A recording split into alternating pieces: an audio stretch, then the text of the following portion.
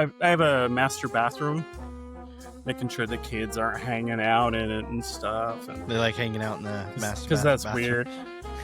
It's weird. Good. Well, you've been in there entirely too long. I know what's going on. Get the fuck out. Oh. Teenage boys, dude. It's long showers.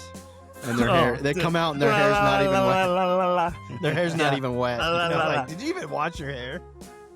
Crusty socks. It's foul. Dude, I have a black light, like a UV light that I search for scorpions with. And I've searched inside the house before once. It's like a Jackson Pollock painting, man. Exactly. Oh, that's funny. Exactly. I'm like, bathroom? Oh. Yeah, it's crime scene. Holy shit. Oh, man. It's who died in here? That's blood residue. Yeah. Today's guest is a sonic shapeshifter, songwriter, producer, DIY artist, and single father of 4, Jeff Huso.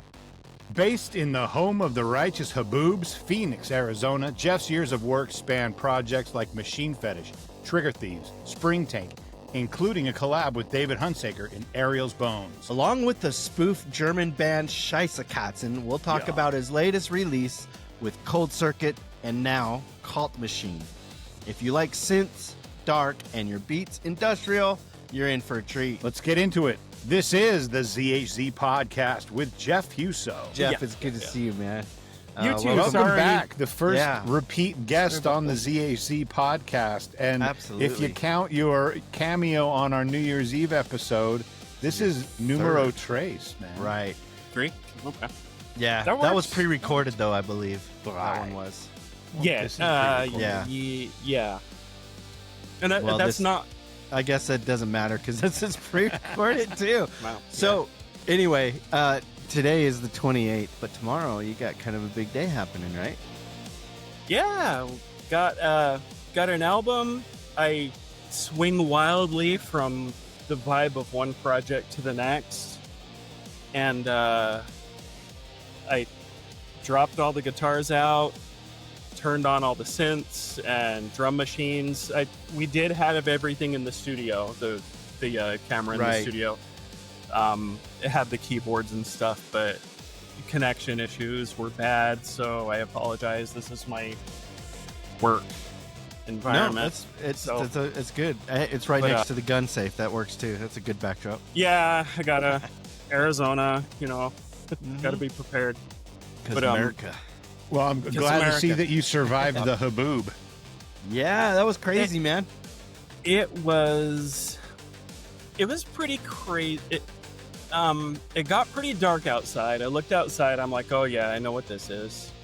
The last really huge one that we had, I was flying back in from Baltimore, so I was in the sky and saw just this massive through. Wow. Cloud. Like you know that meme that has like the dog's face in the dust storm? Right. I don't know if you've seen that one, but that's what we were flying over. I seen in the news they were showing clips of the Phoenix airport, and it was like they had to ground flights, and it was a hot mess. They actually did some damage, and it tore the roof off of part of Terminal 4. I have some friends who work out at the airport as well, and they got some fantastic pictures. I bet. Well, what do you do at that point? Everything else is stopped. You might as well, everything. Get footage. Yeah, they put a ground stop on everything. Everybody goes inside, especially if there's lightning, which there was. Huge rainstorm. Wow. And we got rain too. We got the a couple days later. It kind of came through our area and flooded some stuff. And minus the giant wall of apocalyptic dirt. Yeah, we didn't get the dirt. We didn't get a haboob. We just got rain. The monsoon rain stuff. Yeah, but it flooded some streets, and we were in dire need of some moisture for sure. But so Kaltmaschine is what it's called, right? It comes out tomorrow, which is the 29th. Actually, this will be a few days. By the time you guys see this, it'll be already out. Yep. If you're in dire need of moisture, just listen to that album. You'll be all right. You'll ovulate on the spot. Hi, Mom. Wait, she's... Yeah. Hi, Mom. Anyway, so tell me, let's back up a little bit. So what brought you to, because so the last time I think we talked, you had just put out Springtank and you were working on Ariel's Bones. I think we were talking a little bit about both of those projects. And Ariel's Bones was your collab with Dave Hunsaker, which is a fantastic album. Yeah. And then Thanks. it was like all of a sudden you kind of started getting back into like analog synths, and you picked up a few toys and inspired you to write Cold Circuit. Tell me a little bit about Cold Circuit, and then we'll get into the new stuff. Sure. I don't know what's going on for sure, but I talked with you a while back, and I was talking about having imposter syndrome because I listened to you, I listened to Dave, and I'm like, I have no business talking to you guys even. No, come on. But I was watching some TED Talks and stuff like that about imposter syndrome, just trying to find out like, why am I feeling this way? Stuff like that. You know, it comes from, you know, it's kind of part of your makeup or whatever based on your experiences. So, you know, stay with me. I'm going to wrap it back in. But so I'm working with Dave and everything. Everything sounded fantastic. I can't, like when I do the work on my own, when I produce stuff on my own, you know, since I do everything from start to finish, I can't really hear this fantastic thing pop out all at once because I don't get to hear the finished thing, my, you know, first go round, because I hear this ramp up to it. So it's kind of like when you boil a lobster in a pot, you know, that you kind of keep it warm and warm, so it doesn't.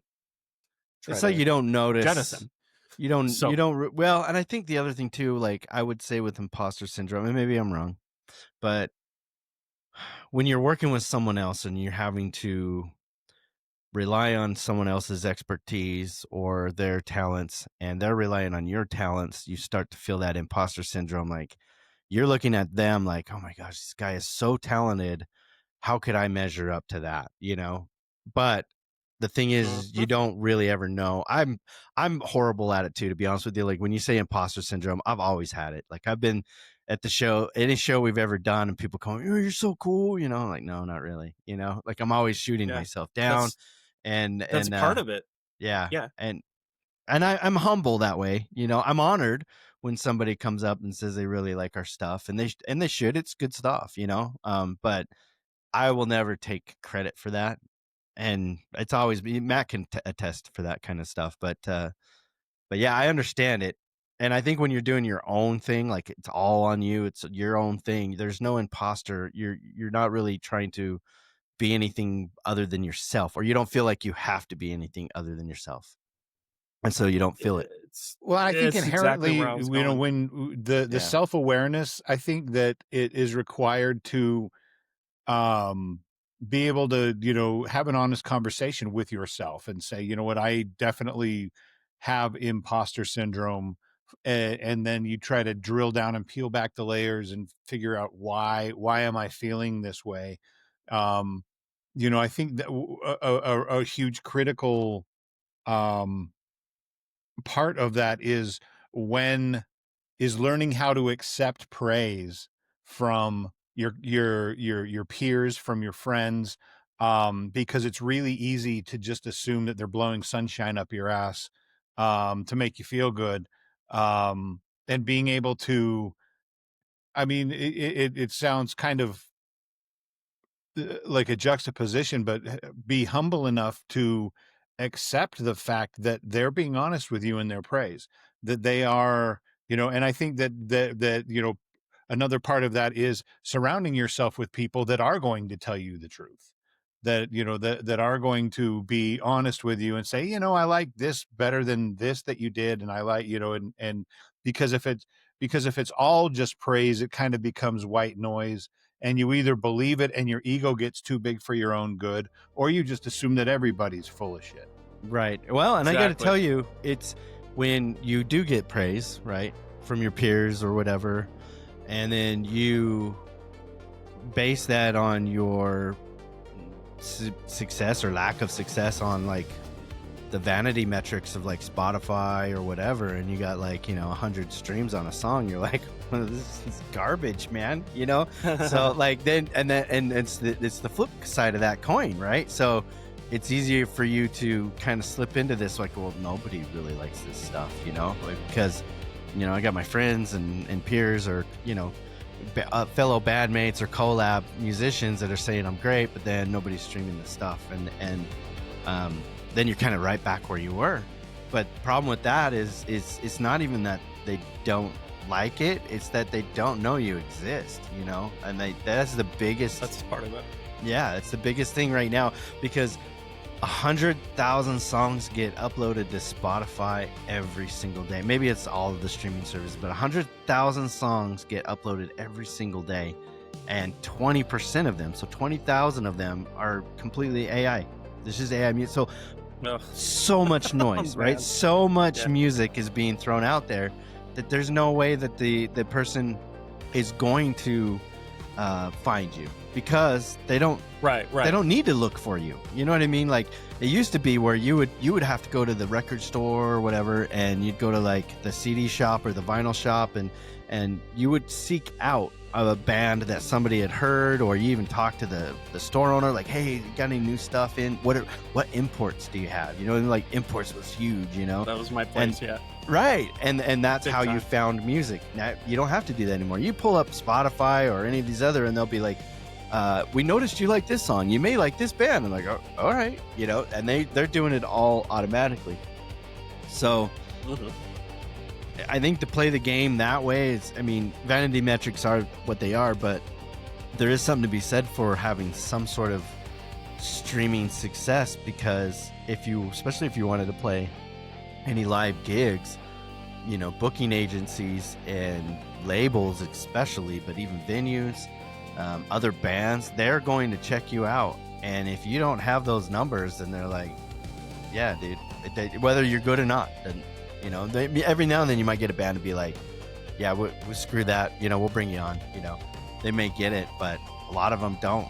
Like, you've got to bring a following, basically. So if you can't prove, so with all of those, that that the imposter syndrome, that self-doubt, and everything, how did you find the courage to release something like Kaltmaschine, which is just you, which is not collaborating with anybody, which isn't anybody else contributing, and it's just you? How did you find the courage and the spine to say, you know what, I feel this way, but screw it, I'm going to release it anyway? What was that process like for you? Well, I've never really had any self-doubt. It sounds kind of weird, because it's kind of easy to assume that self-doubt goes hand in hand with imposter syndrome, but it's a different thing. We can get to that later, or actually look it up on YouTube later or whatever. Yeah.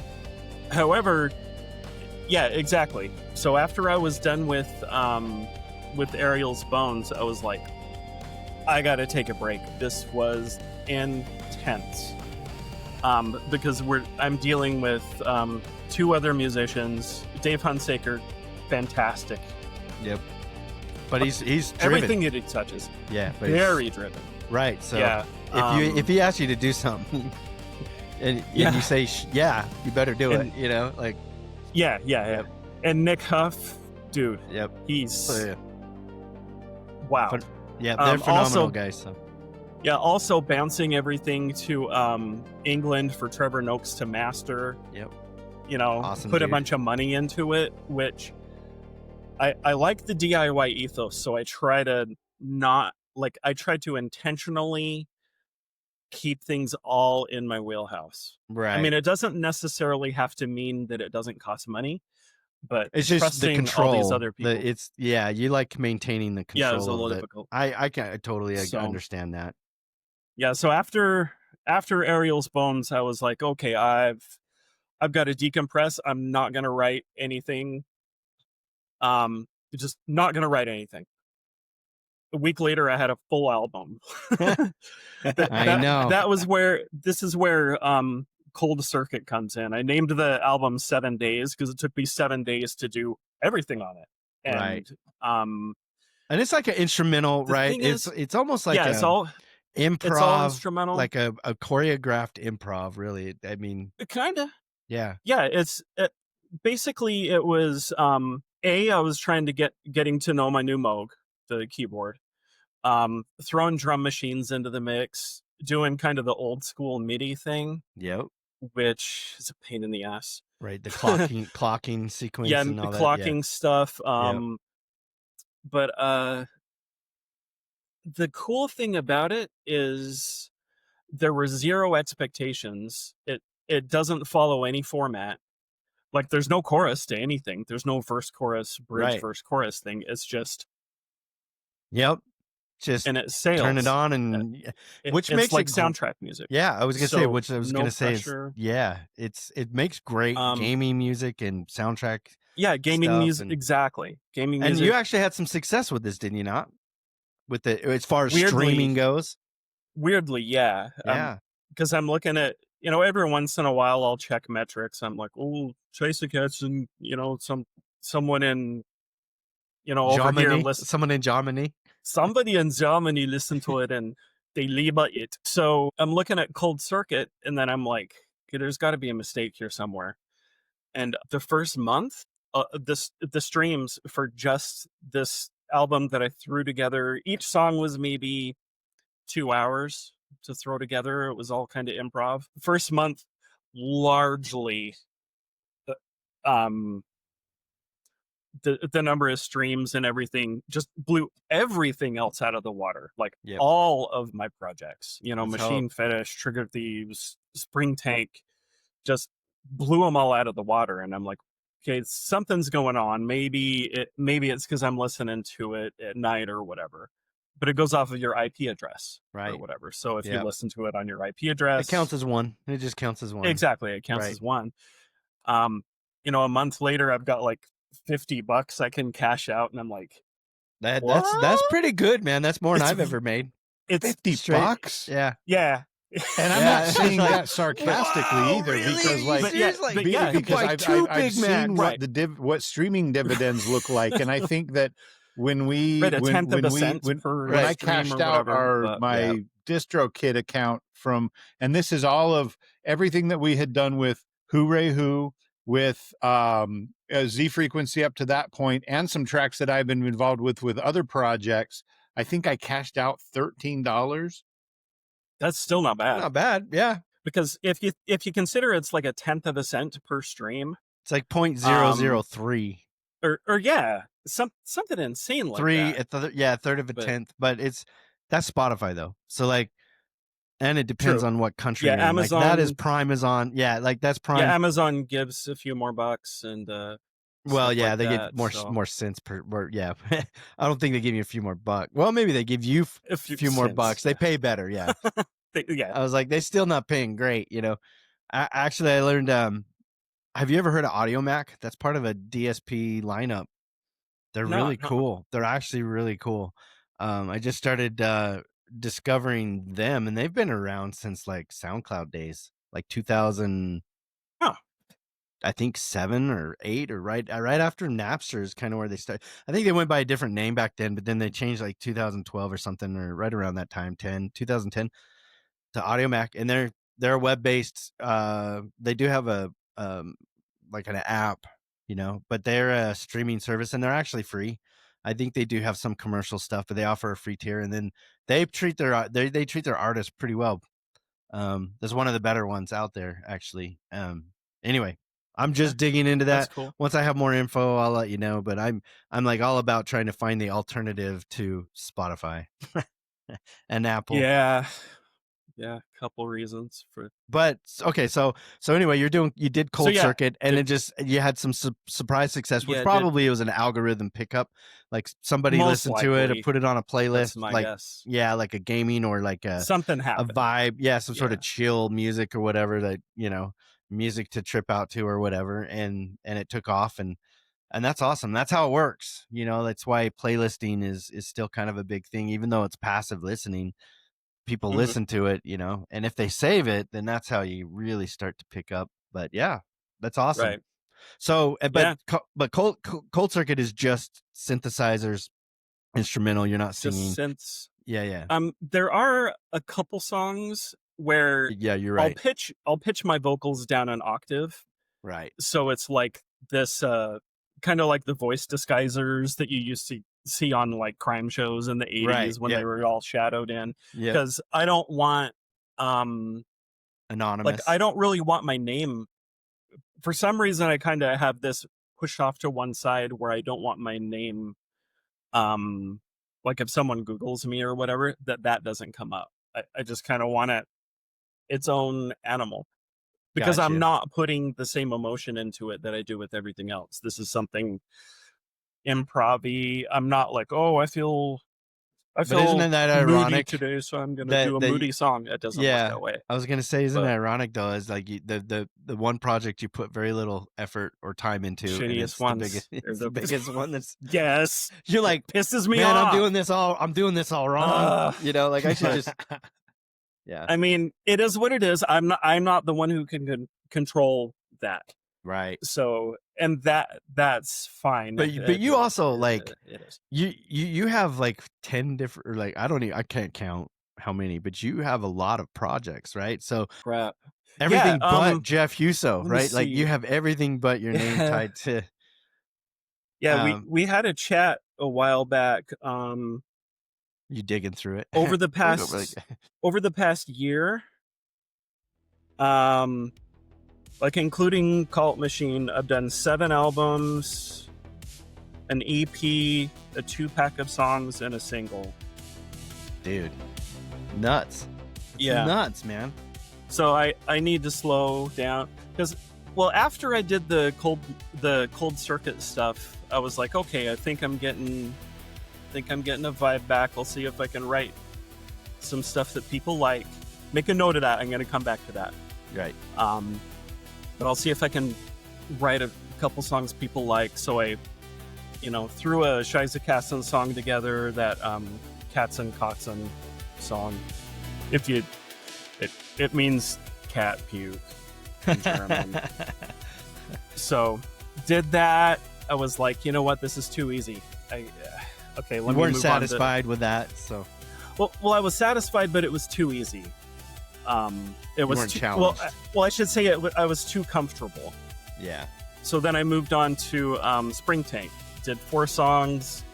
Dave Hunsaker kind of produced those, mixed and mastered them. That turned out really good. Got that on the radio a few times. Then I'm like, you know what? It's pretty good. I'm gonna try some Trigger Thief stuff. So I got the guitars out, just rocked them as hard as I could. The money that I got off of Cold Circuit, I bought a fuzz pedal, so I used that fuzz pedal just because I want to try to turn it back into something I can give back out to people. After those 2 songs, I'm like, So go back to Cold Circuit. Do another Cold Circuit album, so there's 3 of those albums came out. Then I got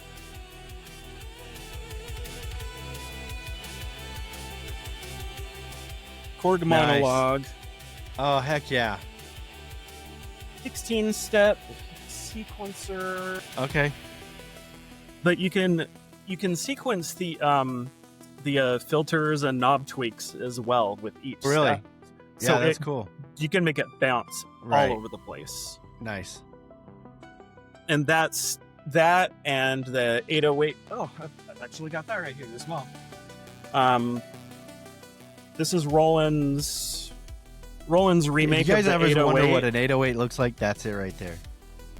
Well, this is the remake of the 808. It's a little Correct, smaller, Right. but it's a But most people think it's 808, Roland. right. It's- Most people It's look at a Roland's dog and go, remake. oh, yeah, it's just a sound, you know, but it actually came from a little device. Yeah, exactly. So that and this keyboard kind of spawned the Kaltmaschine thing.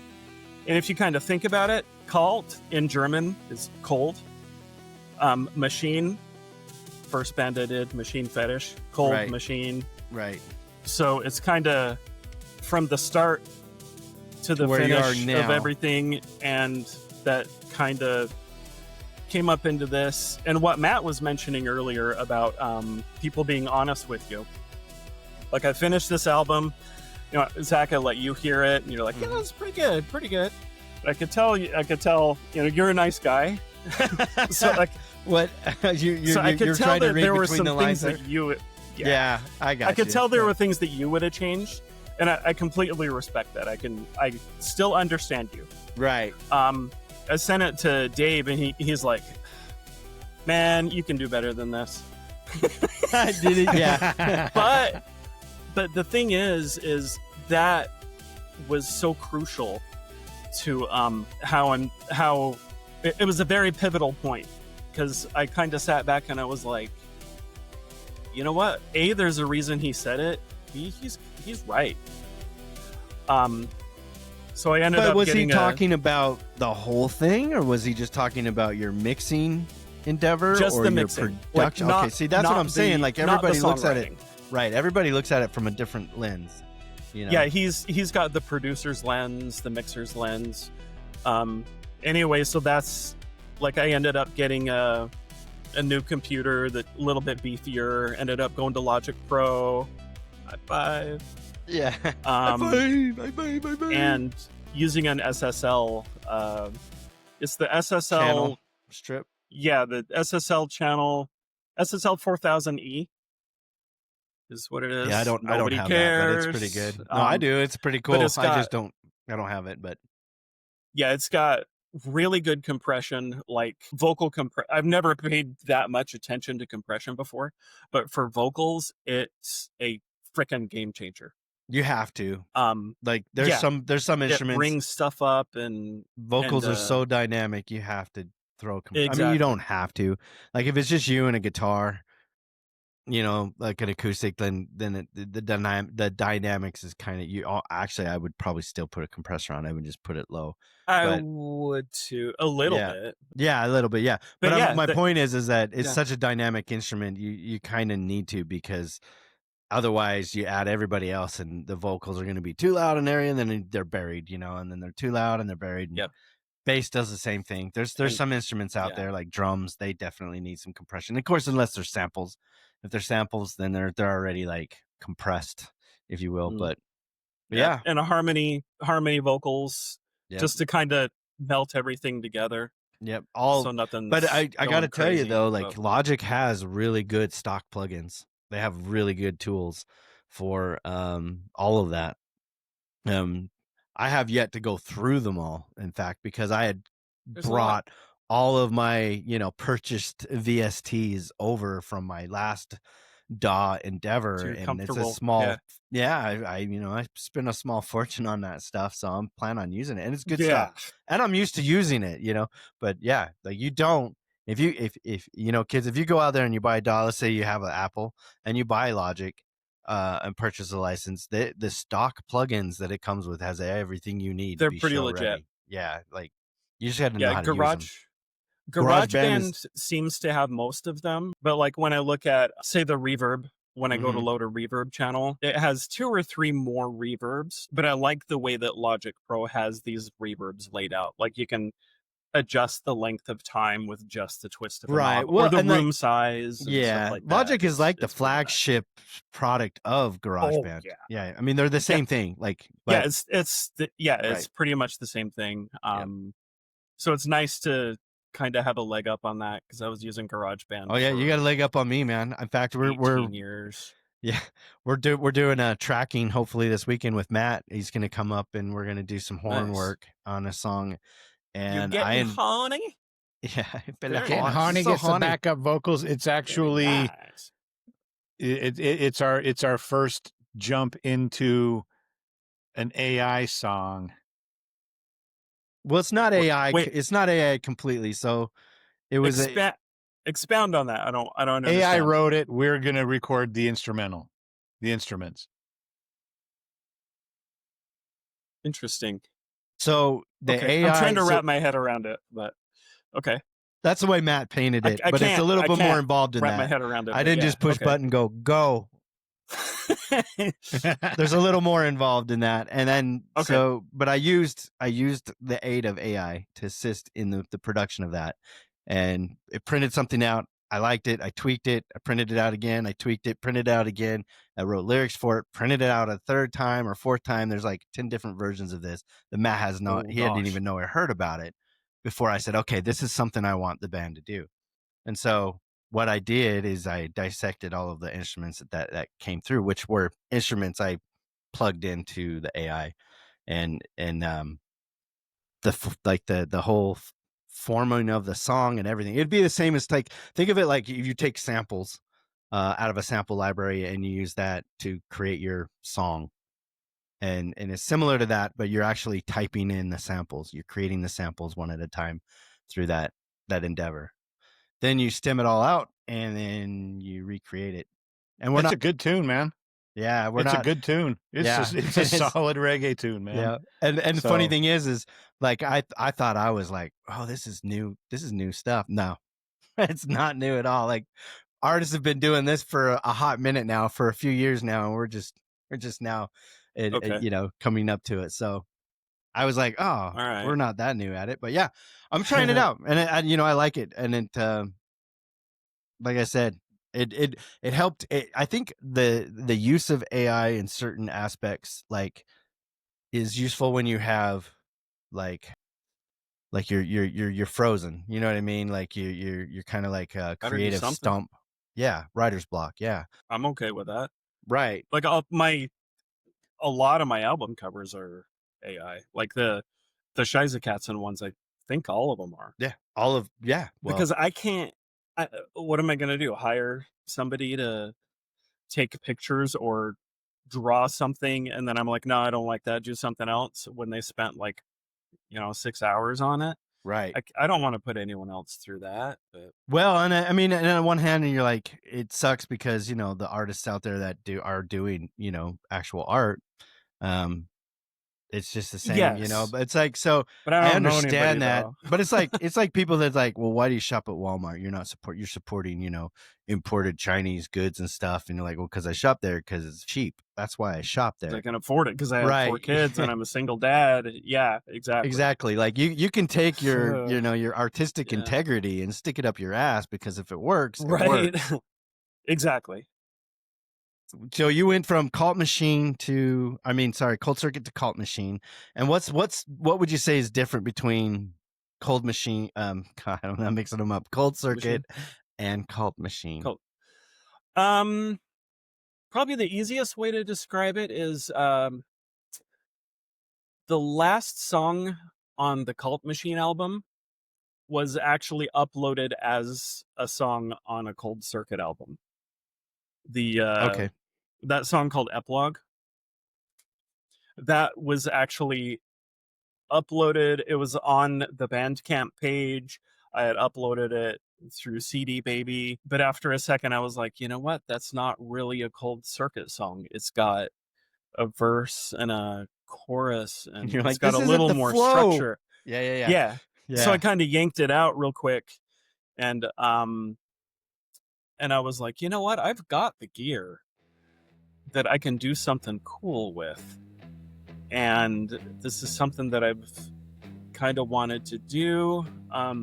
It was after another one of my, because I cycled through these things where I'm like, all right, I'm not writing any music anymore. And that's what you said when you posted that you're announcing this new album. So the way that my modus operandi goes is I'll kind of go off of, like, the thing where I said, let's put a pin in this, I'll circle back to it.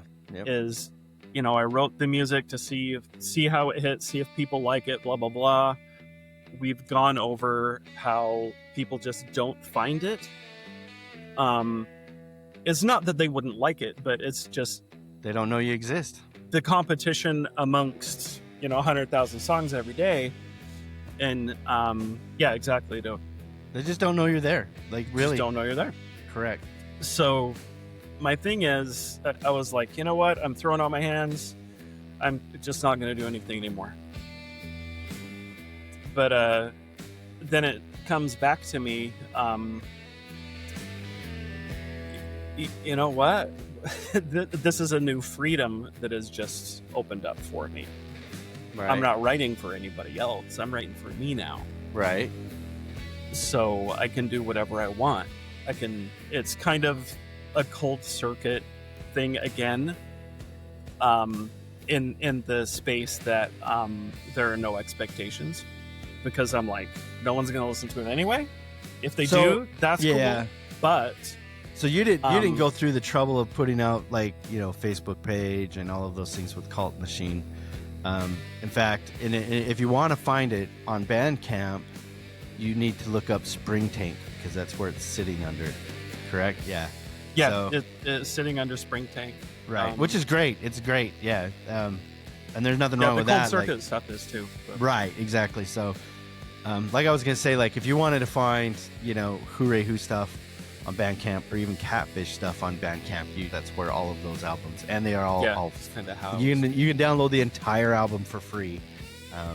Just letting you know, throwing that out there. It'll always be those two albums. Well, I guess three, because we have that EP on that. Right. They'll all be free. So from here on out.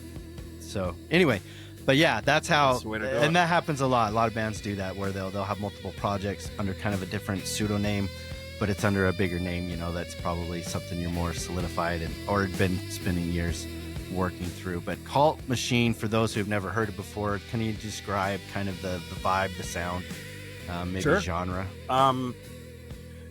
It's got a lot of analog synth in it. Again, it's got the 808 drums, which are pretty prevalent throughout. Moog keyboards. What other kind of bands use those? Well, I did. Mode. Yeah, Gary Newman. Gary Newman, Camouflage. Right.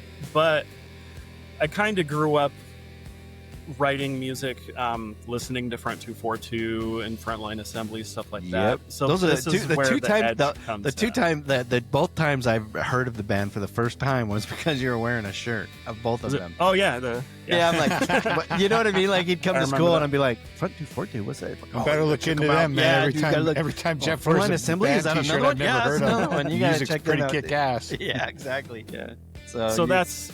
So this music, I mean, it's a mix. I would say it's a mix between Depeche Mode, Camouflage, and probably Sister Machine Gun, kind of on the industrial side. I love all of them. So but with And it's so bright and happy.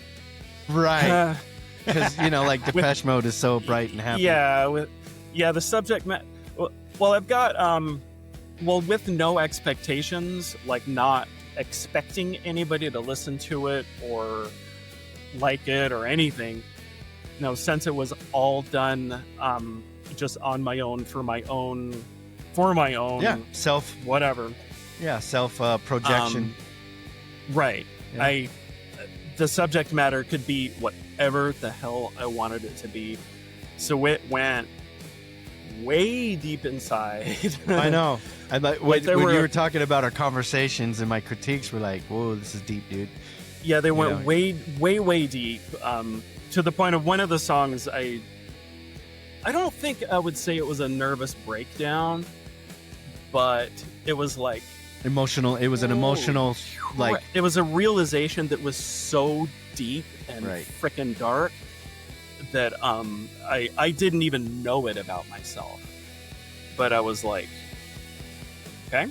Yeah, I think anyone can. It took a couple days for me to actually come to terms with, whoa, this is why I do this. This is a result of patterns that I've established that might not be healthy, but I'm realizing these patterns. Yeah. So, Well, that, and I think maybe your your music endeavors are kind of like a self therapy Like it's a way to release some of that tension, because like I can tell you, man, like especially at our age, you dig deep enough somewhere, somehow you done something that you weren't very proud of, or you can go into some really dark places in your life, and I don't care who you are, I like think, but I think I think it's a very healthy, can be a very healthy way to process exactly.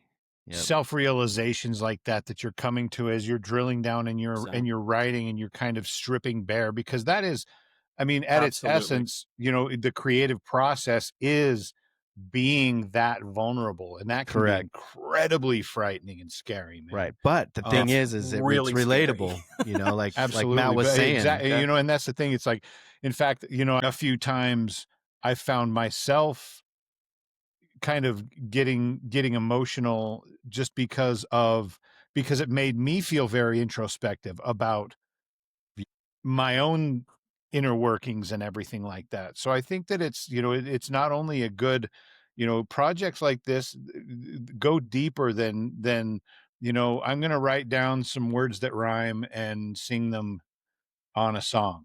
Well, and I think you because you didn't really put. I don't think you when you I and maybe I don't know how you do it anyway, because like you'll send me a message like, hey, check out this new song, and then like, oh sweet, and then we talk about it for a bit, and then the very next day you're like, okay, I got another one. I'm like, what? Dude, I haven't even fully listened to this other one through yet. But you work very fast, and sometimes I think like if you're just open, you're not trying to put too many barriers or sort of rules around yourself on a certain project, and you just kind of open up, just kind of whatever, and you don't even know really at the time what you're going through. Like you said, what I mean, you wrote some of this stuff and you're like, whoa, I didn't even know that about myself, until you listen to it from a third party perspective. Like Matt was saying, is that there are people out there that relate to that kind of stuff, and like music that has a way of drawing you in, on an emotional trigger or anything like that is to me, that, like Matt said, that's part of being the creative process. I mean, that's how you connect, so I mean, you can either spend money on therapy or you can spend money on gear. It's that whole musician trope, but it's yes, true. I know. It's not just a funny haha thing. It's true. Yeah. Because I struggle with it. Because there's so many times where I'm like, man, I wish I was not into music, because me too. I would have a lot more money. I'd have a lot more time, Me and Yeah. but then, you start peeling the layers of that onion back, and I start thinking to myself, like, I'd be totally miserable. Yeah. What Like, kind of person would I be? right. I wouldn't be happy. That's for sure. And Exactly. and it's like, what else are you going to do? What else am I going to do? So, that's why I do it. I guess maybe if I was into some other stuff, then, maybe, I don't know. Everybody's got their hobbies, like that's the fun thing about my coworkers, is they're all into different stuff, and they'll talk as if that is their therapy, and I rival in it. Like I just love hearing about it, because it is their therapy, like that, those are the things that they love. It's therapy for them, and they're not cheap. Like one guy races cars, and and he probably spends 3 times as much money as I do on my hobbies, but that's what brings him peace, and like Matt, it's the U of U, like the college football thing. I'll tell you what, man, stuff. 6 to 7 home games a year is therapy for me, man. I feel like, one of my natural habitats is day drinking in a parking lot, man. But that's cool. It brings him peace. He's happy. But it is. It is. It's the connection. It's the release. It's the feeling of, it's the feeling of, being part of something, that's bigger than yourself. A kind of a, and it is for me anyway, as far as the tailgate culture goes, it's a family. Um, but it is, and it's like that first tailgate of the season. You get up on the tailgate lot, and you get to see people that you haven't seen since the last home game of last season. And you're catching up, and having good food and good times, and catching a football game. But it's but for me, it's I can have just as much fun on the tailgate lot if I don't go to the game as if I do go to the game. The game itself almost becomes secondary in some aspects because of the fact that it's about the unity and not the fraternity, because it's not just boys, it's the whole family up there. It's your tribe. It's a lot of fun. It's your tailgate tribe. It's definitely the tribe, man. And the funny thing is there's been times where there was a Hooray Who show that we played at the Catalyst Center in Kaysville, and I had a ton of the tailgate fam that came out for that show, and getting to merge came out those to the Lighthouse gig too. Yeah, the Lighthouse we gigs got some up and on. We gained some fans. Squad from the tailgate. In fact, Tristan Reeder, our trombone player for Z Frequency, was through a connection from. He's one tailgate. His dad tailgates with us on the lot, and he'd been talking up his son, trombone player, and put us in contact with him. So, Is this where I bring up that I used to have a team down here that moved up to Utah? Is that where I noticed that you have a LA Kings dingle hopper. I think you've always been a Kings fan, though, dude. Yeah, he's always been a Kings fan. When the Kings came here for playoffs against the Coyotes, that's kind of when I went toward the Kings. The behavior of the teams and the sportsmanship, I was like, he was an Avalanche fan, Yeah, I was an Avalanche fan. I was kind of passively liked them when they moved from Quebec. Really started getting into Avs hockey in about '99. My ex-wife converted me. She was diehard. We'd be you found a good one when you're watching hockey and the woman's yelling at the screen and cursing a blue streak. But I was all about, you call that a check, you pussy. Yeah. So that's what awesome. I was trying to get, like, so we just kind of went off on a rabbit hole about side passions, right? What you said you were going to take a break from this, and this is going to be the last one for a while. Of course, last time you decided to take a break, you wrote an album. Yeah. So what spawns that? That thought, like, what I need.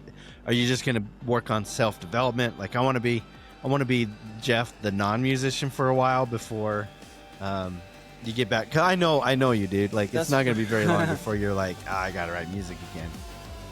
We could take bets on how long it'll take for you to write a new song, but right, set a stopwatch or something. Like, okay.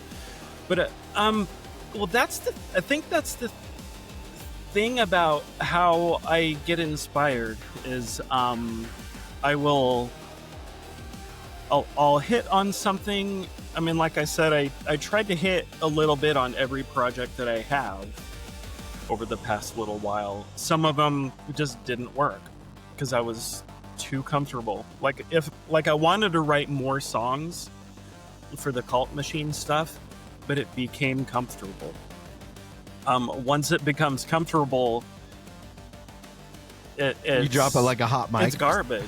Yeah. Well, I mean, I don't really drop it, but I'm like, the rest of it's just kind of fodder because it's not. It's not satisfying. Oomph coming out. There's no therapy. It's just another song that you add. Yeah, to you the feel album. like you're doing it for the sake of doing it versus exactly for a number. So what are you gonna do, man? When the candle burns out on something, I mean, I've sent you a couple more Springtank songs that I've done that have turned out so good. I know. Well, see, that's the thing. So this is the funny thing, Jeff, is that you're really like, good. Here's this new album, guys, but this is it for a while, man. I'm taking, man. And to your credit, dude, you deserve like a good. You could take a 5-year break and be still more productive in what you've done in 1 year than most guys, like more than I'll ever do. So I get it, right? But the funny thing is you just upgraded your machine and you switch from GarageBand to Logic, and you're learning all this cool stuff and you're being inspired by it. A bunch of pedals and guitars, and so your music endeavors don't quit. keyboards. So I know you say you're going to take a break, but I honestly don't. I'll put money that it's not going to be very long. In a way that when you make that conscious decision that, like, okay, after this album, I'm going to take a break from it. Do you think that that conscious decision to take a break kind of relieves the pressure and the white noise around you and allows you to kind of see the next direction? And that's why it doesn't always last. And that's why it's like, I'm going to take a break. Oh, wait, no, I'm going to do this. Because once you take that, take the pressure off and the expectations of, I'm going to work on this, I'm going to work on that. It almost seems like it kind of, the path becomes clear on what's next. That's a fantastic analogy or definition that I haven't even thought of. But I think that that's probably like 95% spot on. You're not feeling pressured to do something. Yeah, there's no pressure. Then you want to do it. Right. There's an expectation done. Everything just kind of, when you're building an album, you're like, okay, I got this channel strip setup that sounds good, so I have to remember all these compressor settings and this reverb's cool. I like this delay. It's cool, stereo, whatever.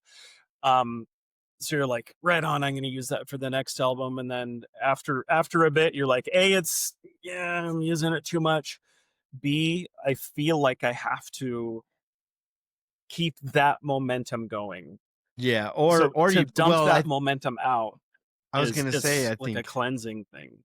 I think a lot of it too is like self expectations. You're putting self deadlines. You're putting sort of expectations on yourself. Like the only, I don't know what other projects you have had, but as far as like feeling like you've been pressured by other members or collab work is like with Dave and maybe Trevor Noakes and Aereo Bones. But beyond that, I don't know. Like maybe you've worked with some other guys and stuff, but most of the stuff you do is on you, and but I think there is something to be said, like Matt was saying, like, you just once you got that done, you're like, okay, I'm done. I don't need to do anything, you kind of cleared the road, and then all of a sudden you can see this like, road, and you're like, well, I want to walk on the road now, now that I can, now that it's clear. You realize you're doing it for a different reason. Right. And that evolves absolutely all the time, find a reason. I guess that's a good point. Like I think if you stop finding, whatever passion you had to start the project, if it's not there by the end of the project, and say, I'm going to wait until I have another passion or another reason to, different inspiration to continue that makes a whole lot of sense. 'Cause that's kind of where I'm at with Z Frequency, but, we always do a bonus question, man. Now, Okay. As someone who's built a network through L-Town Productions, you've released across platforms like Bandcamp, SoundCloud, Boomplay. What other advice would you give to DIY artists trying to build a sustainable presence? I think the only advice I would give is to not listen to my advice. I was gonna say, I'm like, that is a loaded question, man.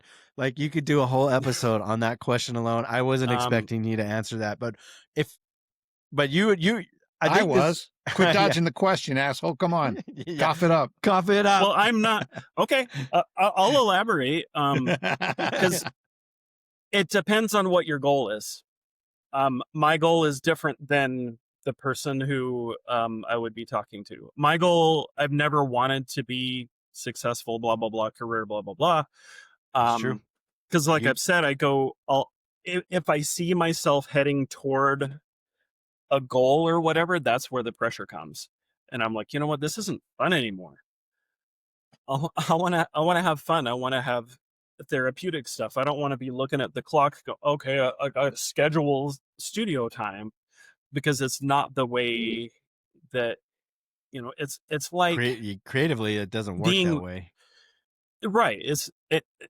Right. And like scheduling, like say scheduling sex with your partner. Oh, it's Tuesday at 7 p.m. I've got to be spontaneous with my partner. That's completely the opposite of 2 p.m. works for me. Well, that'd be my favorite time of the week. but I know what you're saying though. Yeah. Yeah. Point being, you can't. It depends on your creativity. goal. Yeah. Yeah. You can't. I mean, I'm not someone that is successful in the music industry. So the only thing I'm successful at is finding happiness and being okay with what I'm doing. Absolutely, but if you want that advice, right that's a different ball of wax. If and you know what's interesting is that successful, I'm not the guy. We've had lots of different takes on the answers to that kind of question, but the common denominator among all of it is, if I'm not having fun, why am I doing it?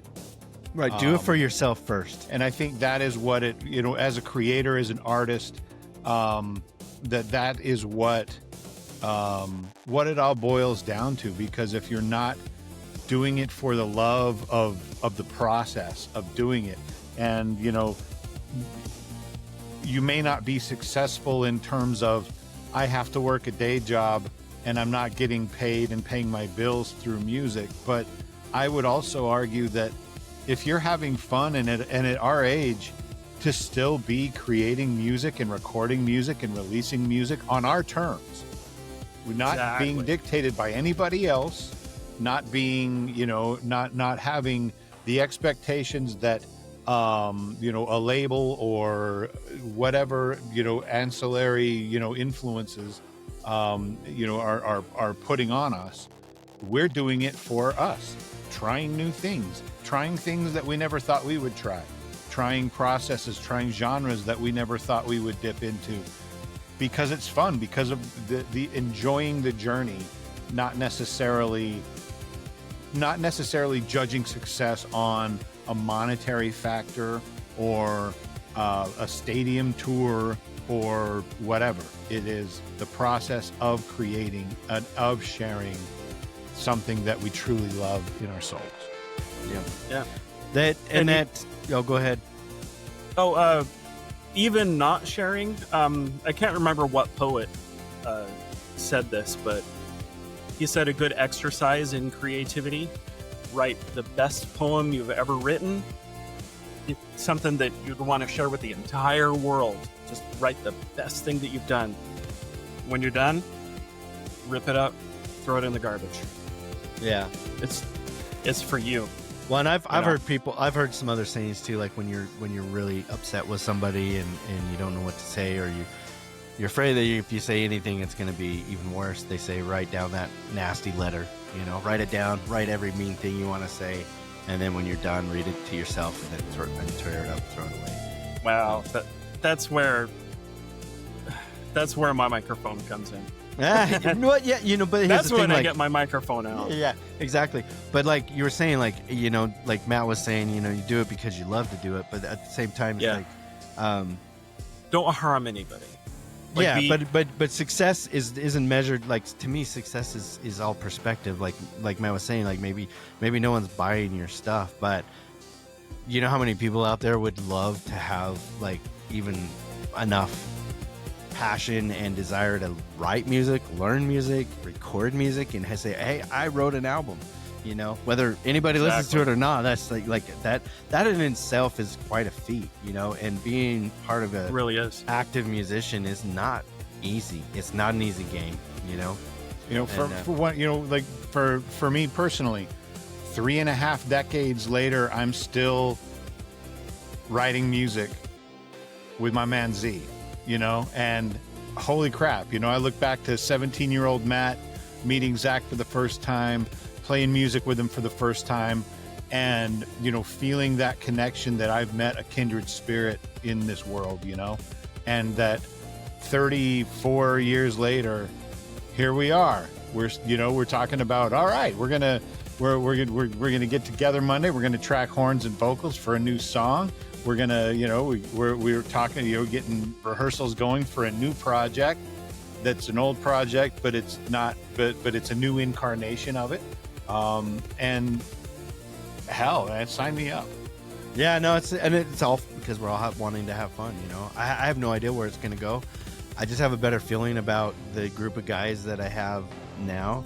As far, not that I didn't love the guys we had before, but it's as far as like the cohesion, the glue. Like I think there was some like issues with Hooray Who as regards of like the glue that kept it together. I think it was just kind of, those joints were kind of worn down and needed a hip replacement sort of thing, where this feels a little bit more like a hip replacement, So anyway, Jeff, it was amazing to have you on, dude. You want to go? Let's kind of share with the audience where people can find your stuff. I guess it comes out by the time you see this, it'll already be out, but it'll be out everywhere on all the DSPs, Spotify, Amazon, Apple. All the stuff. Yeah, listen to it. There are a bunch of secrets in it. There's some self-realization. If someone likes it, cool. Bong. Yeah. You should all just that's yeah. You should all go and you should go check him out. Everybody out there, check him out. You can find him on the DSPs under Kaltmaschine. He also has Cold Circuit. Like, actually, if you want to find out like all of the stuff that Jeff's been involved in, you can just find him on Instagram and Facebook, and he does some cross posting of his projects and stuff. Just hit me up. Yeah, Kaltmaschine, Kaltmaschine. Okay, just so I'll put it up on the screen. It's like too, the so German spelling. The funny thing is, when you put that into a translator, it translates as like refrigerator.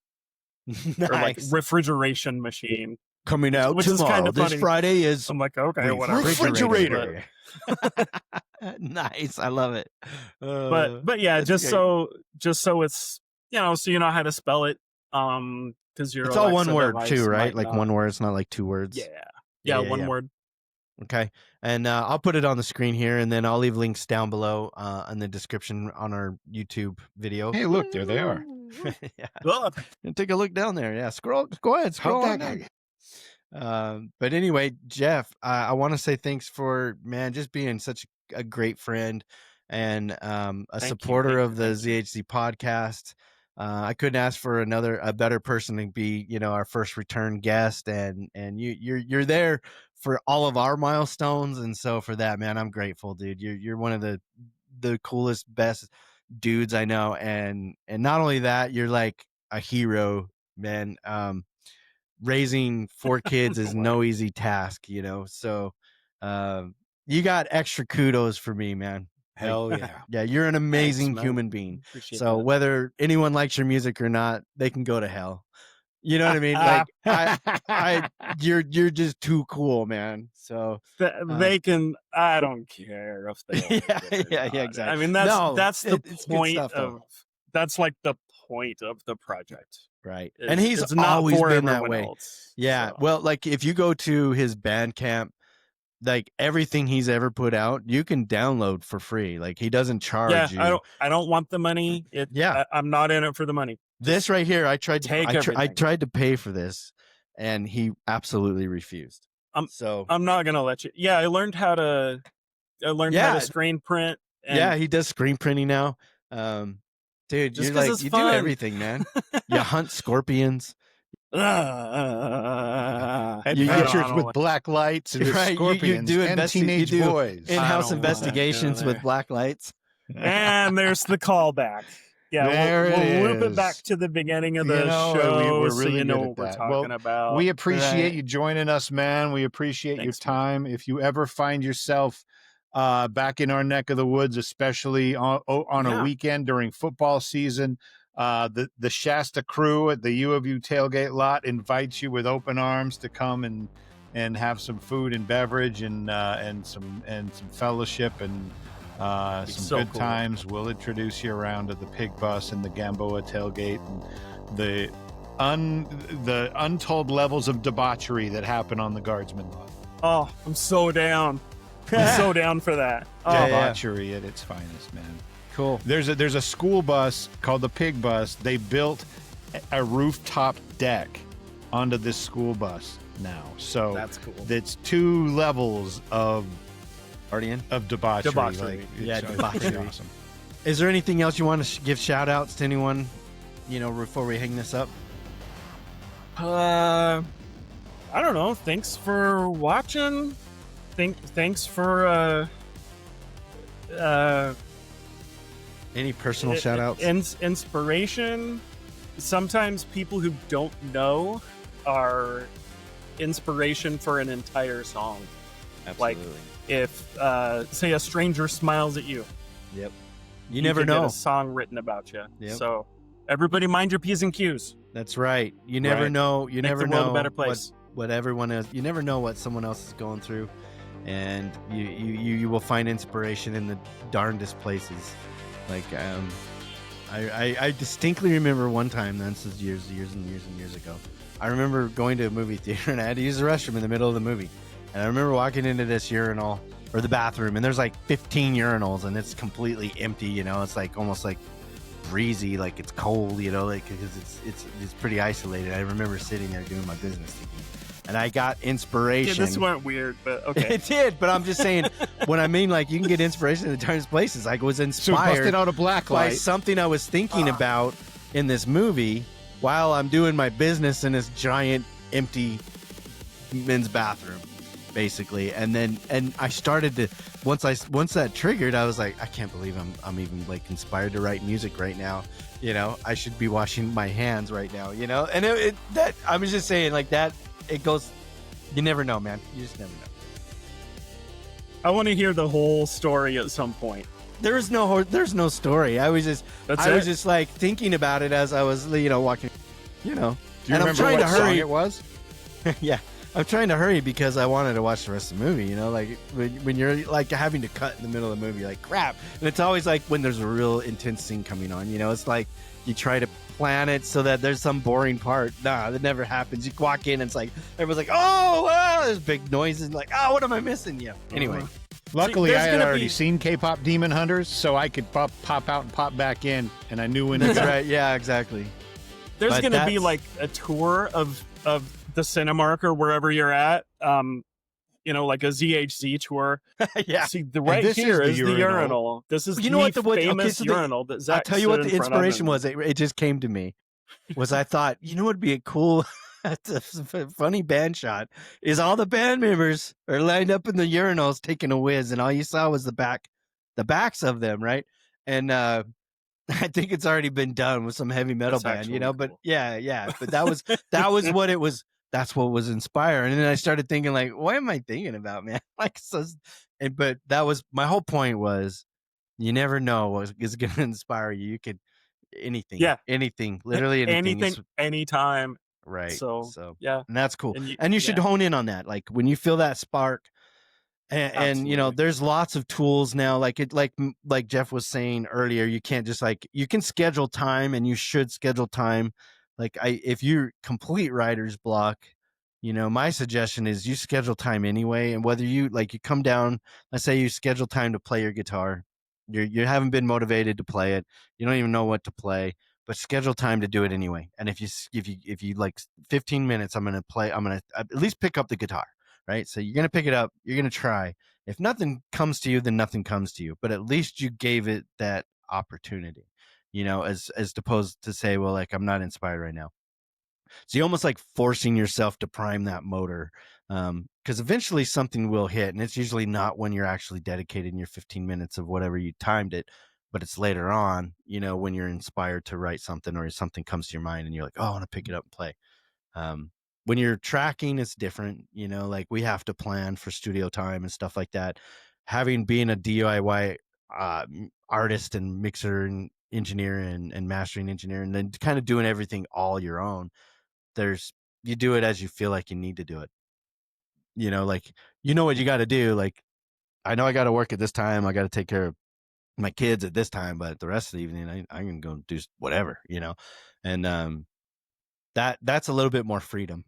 You know, when you have like other band members and you're relying on that kind of stuff, or you're having to go to a studio and stuff like that, it's almost a forced creativity, you know. But the idea is that you go into the studio and you're ready to go. It's like you're not being creative at that point, you're being a performer. So Yep. And if you have to, it's okay to lose sleep here and there right.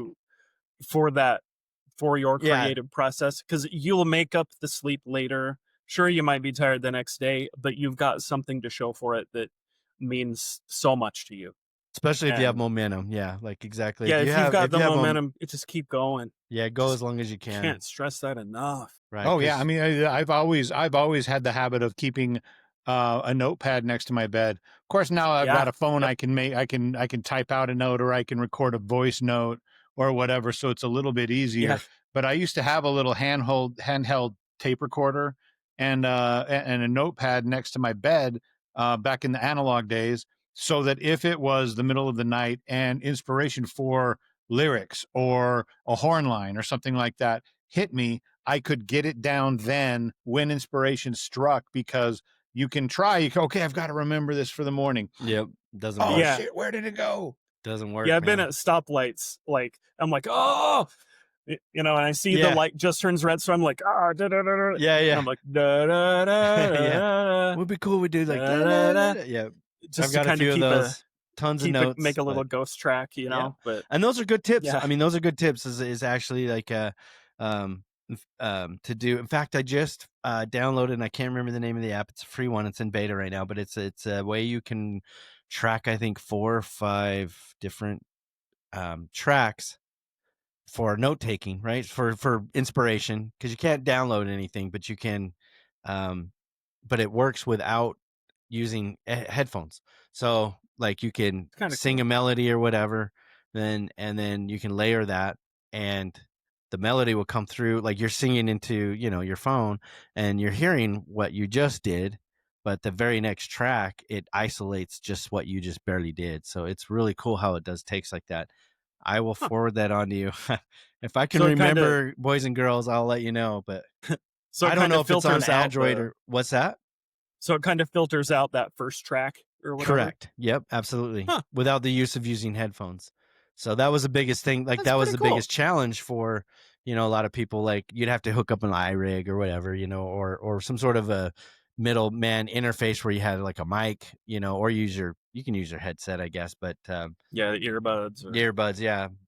But I think it was designed for like on the go, you know, like when you don't have your headphones on you, but you're inspired, you're walking down the street and you're like, oh shit, this is a cool little melody or whatever. And you can record it and then you can just add to it, you know? And I thought that was pretty cool. So it's in beta. I'm sure it'll be a paid thing. And I don't even know. You have an Android, right? Do you use Apple? You have an Android. Yeah. So Android. yeah, I don't know if it has an app on Android or not, but I'm okay. I mean, I work from home anyway, so I'm like almost always home anyway. So yeah, but exactly. I But don't really. all right, man. Well, I think that covers just about everything. This is the 30th episode, right, Matt? Is that what you said? 30th? Yeah. This is episode number 30 of the finally hit 30. ZHZ Podcast. And it's our anniversary, dude. It's our like 1 year anniversary. Yeah. Happy anniversary. Yeah, thank So you. there we go, man. We Freaking made it best. 1 year. I can't believe we're still doing this after a year. But I it's- can, man, because Yeah, this it's- is fun. it is you know, fun. and Yeah, it it's- is fun. It really is. Yeah. It's a blast. We're a bunch of And jabbermouths, man. We can't shut up. So Well, it's cool because the thing that we all kind of have in common is we have kind of unlocked a secret in this world, because music is innate. No matter where you're at on the planet, no matter what time you have lived, rhythm has always been a thing. absolutely. Music has always been a thing. Yeah. And it's not driven by money or whatever. It's driven by the spirit or Yeah, the soul. I don't know what you want to call it, but No, I think We're it is. lucky It's a 'cause spiritual we figured connection. that out. Yeah, it's definitely a spiritual connection. So it's always good to talk to people who get that. So I appreciate that, and and I here's love the how it next just time. Yeah, there'll be another one. There'll be another one for sure, man. So all right, man. Well, I think we'll just we'll wrap it up here and say goodbye, and till we have an announcement of a new project coming out. Till then, man. Take care, All right, dude. brother. So that's in what, like a month or so? Yeah, probably. Coming next week. Well, I mean, like this one, I don't know. I haven't placed a bet yet, but I'm thinking about probably less than 30 days, honestly. Well, maybe more than 30 days before you let anyone else know, but I'm pretty sure you already probably have some of that already. I have hit the point on these last 3 songs, like these ones that I sent you, how I say that if things get too comfortable, that's when I know that I'm done, because I'm just kind of beating a dead horse. I'm kind of at that point now, so it may just be like a 3-track pack. So, but that's let's just be it. honest, You're always man. reinventing. You're a kid with yourself. industrial music in your veins, and we're coming up on Halloween season, dude. There's gonna be something that inspires you to write. I don't know. I think it's just for him. He just he says right now he's comfortable, right? But then 2 weeks from now, it'll be like he's gonna get inspired by something, you know, and then he'll be like, oh, well, and it'll probably be a different project. It'll probably be Springtank, or it could be, you know, Seisha Katzen, or it could be something. Really shock the hell out of us and come out with a K-pop album. There you go, Dude, K-pop Blackpink is Yeah. so good.